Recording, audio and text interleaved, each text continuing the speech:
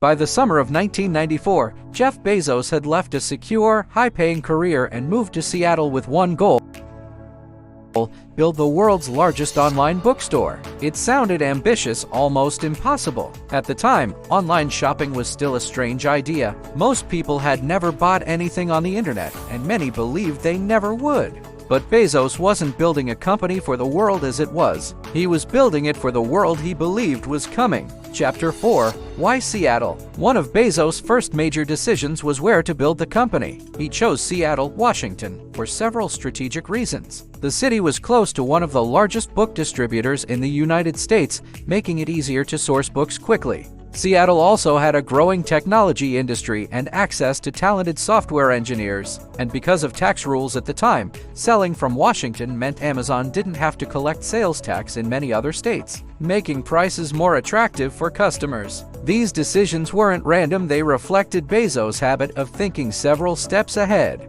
Chapter 5: A garage startup. Like many famous technology companies, Amazon started in a garage. The first office was simple. There were no luxury desks or expensive furniture. In fact, Bezos famously used old wooden doors as desks, a symbol of the company's commitment to saving money. That culture of frugality became part of Amazon's identity. The money saved could be invested in improving the website and serving customers. The team was tiny. Everyone did a little bit of everything. One moment they were writing software. The next, they were packing books into boxes by hand. Sometimes they even worked late into the night just to keep up with orders. Chapter 6: Why the name Amazon? The company wasn't always called Amazon. One early name Bezos considered was Cadabra, but there was a problem. People often misheard it as cadaver, a word associated with dead bodies. So Bezos searched for a better name. He wanted something memorable, starting with A to appear near the top of alphabetical lists. Eventually, he chose Amazon, named after the Amazon River, the largest river in the world by volume. His vision was simple. Just as the Amazon River is enormous, he wanted Amazon to become the world's largest bookstore. Chapter 7: The website goes live. In July 1995, Amazon officially launched its website. Compared to today's sleek online stores, it looked incredibly simple. There were no advanced graphics or AI recommendations, but it worked. Customers could browse books, place orders, and have them delivered to their homes. That was revolutionary. Within weeks, orders began arriving from across the United States. Soon after, they started coming from other countries as well. For a small company operating out of a garage, it was an incredible sign that people were willing to trust online shopping. Chapter 8: The bell that stopped ringing. In Amazon's early days, every time someone placed an order, a bell rang in the office. At first, each order was exciting. The team would stop what they were doing and celebrate.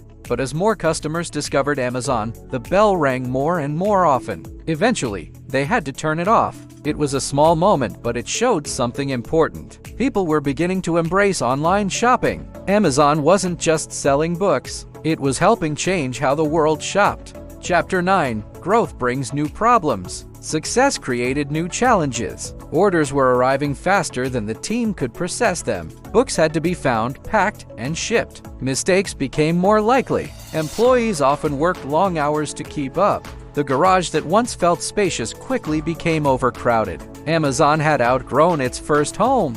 The company needed larger offices, more employees, and a more efficient system for managing inventory. Growth was exciting, but it was also expensive. And that led to one of the biggest questions facing the young company: how do you keep growing when you're barely making any profit? Chapter 10: Bezos' unusual strategy. Most companies focus on making money as quickly as possible. Jeff Bezos had a different philosophy. Instead of maximizing short-term profits, he chose to reinvest nearly everything back into the business. That meant spending money on better technology, faster shipping, and improved customer service. To some investors, this looked reckless. Bezos believed that if customers had the best experience, profits would come later. It was a risky strategy, but it would become the reason Amazon eventually dominated online shopping. End of Part 2. In Part 3, we'll cover Amazon's IPO, the dot-com boom, and the expansion beyond books. Till the next video, have a good one.